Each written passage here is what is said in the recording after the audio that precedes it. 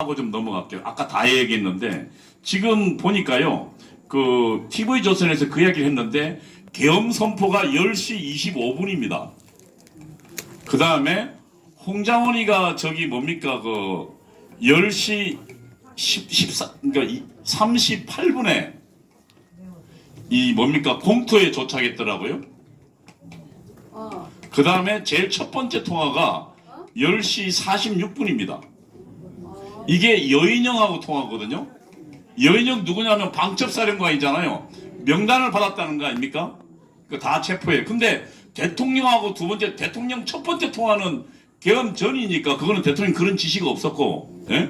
그 다음에 두 번째 대통령 통화는 7분 뒤에 10시 53분이에요. 10시 53분에 대통령 통화했거든요. 근데 지금 홍장호이가 뭐라고 얘기했냐면 자기가 이 공터에서 여기서 이 통화에서 여기서 지금 메모를 썼다는 거거든요. 이 메모가 뭐예요? 뭐 예를 들면 뭐 한동훈 뭐 이런 식으로 얘들 다 잡아들이라는 메모를 썼다는 거 아닙니까? 근데 대통령은 53분에 통화했어요. 그럼 대통령이 통화하기 전에 7분 전에 공터에서 메모를 쓴 거예요. 무슨 얘기예요? 대통령이 다 잡아들이라는 건 53분 7분 후라고. 계시를 받았나 보네. 근데 얘는 46분 공터에서 지가 썼다 그랬잖아요. 공터에서. 그러면 6분 전이야. 이게 지금 CCTV에 다 나온다고요. 그래서 지금 그 뭐야 국정원에서 CCTV 까겠다. 그러니까 이마가 뭐라냐면 나한테는 무슨 좀 AI 기억을 요구하냐. 야 이 새끼야 네 말이 거짓말이니까 그렇지. 계시를 받았나 보네. 아니 대통령은 7분 후에 통화한다고. 그 저도 사실은 이 오늘 아까 김학승 교수가 이야기했지만 나도 좀 사실은 대통령이 싹 잡아들였으면 좋겠다고 생각했어요. 기왕이면 방첩사가 아니라 그냥 싹 동원해서 그냥 아예 저 새끼 싹 집어넣어 버렸어야지. 그런데 내가 보니까 아니더라고. 대통령이 거기까지 안 갔어. 그러니까 그 다음에 여기에 그러니까 그 지금 나중에 통화한 게 11시 6분이잖아요.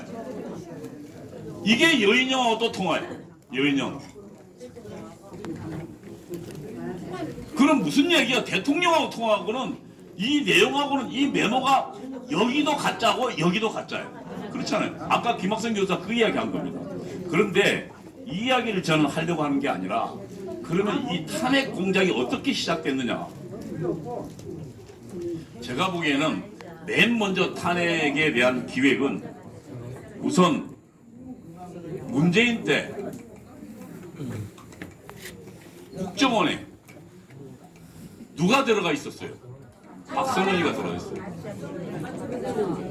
박선원이가 뭘 하게 있습니까? 기조실장이에요.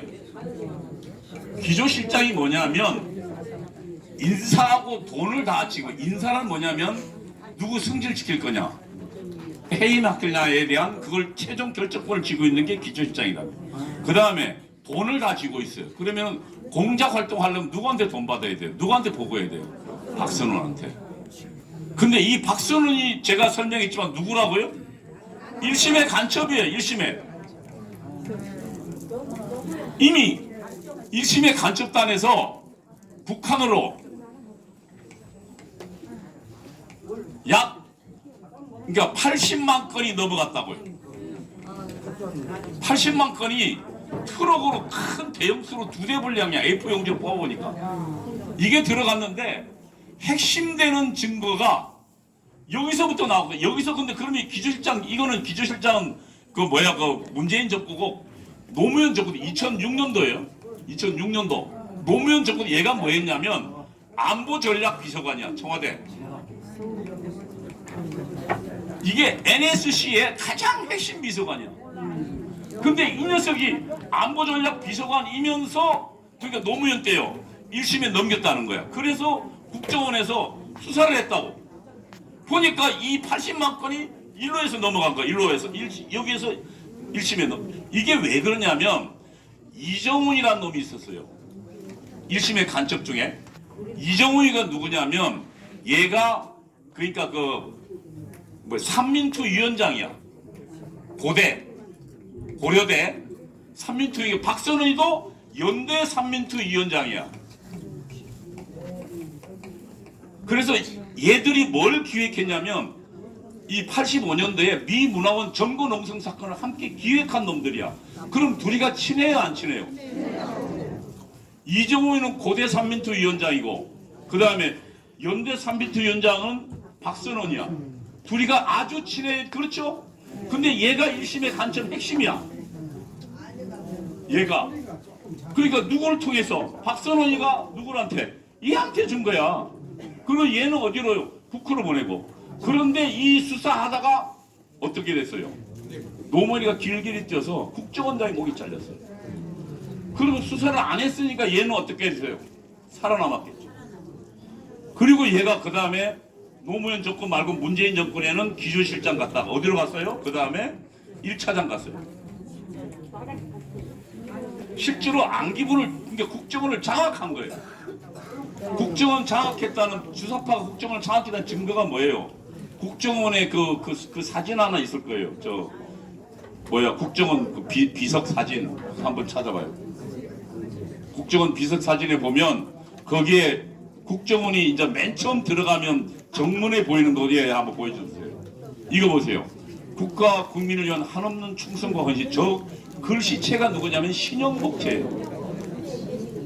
그러니까 신영복은 통역당 간첩이란 말이에요. 간첩이 쓴 글자체가 국정원 맨 앞에 있다는 건 뭐예요? 국가정보원이 누구한테 장악됐다는 거예요? 간첩한테. 그리고 당시 대통령이 뭐라고, 그 옆에 그 뭐야, 그 박지원하고 둘이 있네. 그 옆에 저놈이, 제가 욕을 안 하려고 그랬는데, 저 문재인이라는 자가 가장 존경했다는 사람이 누구라고요? 신영복. 그러면 이렇게 됩니다. 그러니까 사실은 문재인 때 이 국정원이 누구 국정원이었다고요? 간첩들. 그리고 지금 제가 보기에는, 그러면은 얘가 기조실장이면 인사를 책임진다 그랬죠? 그럼 국정원 내에 자기 편이 있을까 없을까? 그런데 지금 홍장원이라는 놈이, 여기에 이제 홍장원이 등장하잖아요. 이놈이 박선원한테 그리고 박지원한테 뭘 했다고요? 인사청탁을 했다고 나오죠. 그럼 홍장원은 누구 사람이야? 박선원 사람이야. 그러면 시간대별로 이렇게 돼요. 아까 제가 이야기하지만 이 11시 지금 통화하자마자 비상계엄 터지자마자요, 10시 25분에 비상계엄을 발표했습니다. 그리고 한 3분 후에요, 홍장원하고 누가요? 박선원이가 통화합니다. 이게 어떻게 된 거야? 기다려. 지시를 기다려야 돼요. 제가 보기에는 탄핵 공작은 이렇게 시작됐습니다. 그리고 이 홍장원에게 그러면 지시가 나가죠. 그러니까 아까 그 김학성 장로님이 아주 중요한 증언을 했는데, 메모, 지금 사라진 메모가 지금 있잖아요. 제일 첫 번째 포스트잇. 여러분, 포스트잇이라는 게 뭐냐면, 여러분도 쓰죠? 이거 어떤 거예요? 끈적이가 있는 거잖아요. 그거 보객대 넣어가지고 다닙니까? 그거 주로 어디에 있어요? 책상에 있어요. 책상에서 포스트잇을 꺼내서, 그러니까 그게 여기 붙이면 딱딱 붙는 거, 그걸 말하는 거예요, 포스트잇은. 그럼 그걸로 제일 메모를 썼다는 거예요? 그러면 어느 시간이 맞아요? 11시 46분. 그러니까 10시 46분이 아니고 뭐예요? 11시 6분이란 얘기예요. 11시 6분. 지가 사무실에 있을 때. 그러면 저걸 가지고 그러면 추론해 보면 이렇습니다. 계엄 터지자마자 홍장원은 자기 끈앞풀이, 아니 박선은 자기 끈앞을 홍장원에게 지시를 했어요. 야, 제가 알기에는 이건 그냥 추론입니다. 저들이 공작이, 제가 알기에는 윤석열 대통령이 사석에서 야, 나라 이래서 안 된다 라고 몇 번 그 울분을 토로했다 그러잖아요. 그래서 쟤들이 이미 다 보고받고 있었을 거예요. 그래서 제가 보기엔 덫을 넣고 기다렸을 가능성도 있어요. 그러니까 계속 대통령을 비정상적으로 자극한 거예요. 그리고 제가 알기에는 터지자마자 쟤들이 정보를 받은 거예요. 박선원이가 정보를 받고 그 다음에 역으로 공작을 시작한 거예요. 뭐라고요? 야, 맨 처음에 메모는 제가 알기에는 11시 6분 그러니까 사무실에서 받은 게 맞아요. 그러면 거기다 메모를 썼는데 그 메모는 아까 김학성 장로 말처럼 저쪽에 넘어갔죠. 근데 그 메모에는 뭐냐면 동향 파악이에요. 동향. 그것도 맨 처음에 불러준 게 아니고 내가 보기엔 하도 이 녀석이 제가 알기에는 터지자마자 이 통화하고 얘가 역으로 10시 46분에 누구하고 통화냐면 여인영하고 지가 전화를 해요. 그래서 대통령 핑계대면서 야 지금 사태를 좀 가르쳐달라고 이야기한다고. 그래서 여인영이가 지금 동향 파악 지시가 내렸다고 전화를 한 거예요. 얘기를. 그것도 사실 처음에 안 하려고 했다 그러잖아요. 그 이야기가 맞아요. 그런데 만약에 대통령 체포 지시면은 지금 이 여인영이 누구냐? 방첩사라고요. 방첩사가 누구냐면 옛날에 그 뭡니까? 국군 기무사령부, 국군 정보 기무사령부 얘기예요. 그다음에 그 전두환 대통령은 비상계엄 때 뭐지 합동수사본부장이 됐잖아요. 합수본부장이 되는 자리예요. 그러니까 전체 수사를 다 그러니까 그 검찰, 경찰 다 관장하는 게 방첩사거든. 근데 이 방첩사에서 동향 파악 지시가 내려간 거예요. 그것도 누가? 국방부 장관이. 그러니까 동향 파악을 해야 되니까 왜냐하면 정치인들 주요 관심단들 누가 어떻게 대들지 모르니까 동향 파악 하잖아요. 이거를 나중에 얘가 하도 홍장원이가 여인정도로 가르쳐 달라 하니까 이걸 이야기해 준 거예요. 이걸 나중에 뭘 가지고요?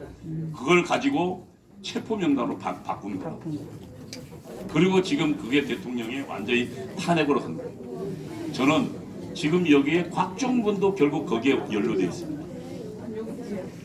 그리고 그러면은 박선원한테는 누가 체포하라 그랬어요? 누가 지금 비상계엄 이거를 내란으로 몰라 그랬어요? 예를 들면 이렇게 하고 제가 보기에는 이 메모가 박선원을 통해서 그리고 홍장원한테 변질됩니다. 변질돼가지고 이 메모가 누구한테 가냐면 첫 번째로는 한동훈한테 갑니다. 한동훈한테. 이게 공작인 거죠. 그래서 한동훈이 펄펄 나고 대든다고. 그리고 한동훈이가 뭐라고요? 12월 6일 날 최고위원회에서 자기가 유력한 사람을 들었는데 여인영 방첩사령관은 아니고 그러면 나머지는 누구예요? 홍장원이죠. 이 공작이 진행된 거예요. 그리고 어떻게 됐냐? 이 여당 내부에 반란이 일어난 거예요. 그리고 그날 바로 12월 6일 날 특별 성명을 누가 발표하느냐? 이재명이 발표합니다. 그러니까 저는 제가 계속 이야기하지만 이 박선원이 탄핵의 기획자인데 이 박선원 뒤에는 누가 있냐? 북한이라는 거예요. 그리고 북한은 이미 그 전부터 윤석열 대통령을 탄핵하라고 지시했어요. 그래서 이번에 사실은 이 헌법재판소에서 그 사실들이 드러나고 있습니다. 여러분 우리는 그냥 야당하고 이재명하고 싸우는 게 아니에요.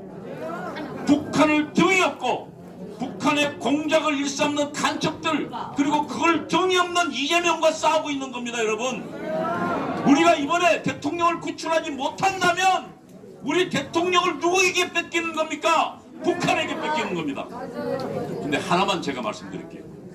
지금 현재 바뀌고 있어서 만약 우리 대통령이 살아온다면 우리가 역으로 통합진보당 위원 심판 청구해가지고 결국 통합진보당 해산시켰죠? 통합진보당 국회의원들 그 누굽니까? 그 경기동부에 20%부터 다 목쳤잖아요. 이번에 우리가 180명 전부 목칠 수 있어요. 3.1절 1,000만 명이 모이면 우리 대통령은 분명히 살아나고 그리고 대통령과 김광훈 목사와 그리고 여기 계신 광화문 애국 시민들과 함께 저 더불어민주당을 해산시켜버리고 180명을 새로 뽑는 겁니다.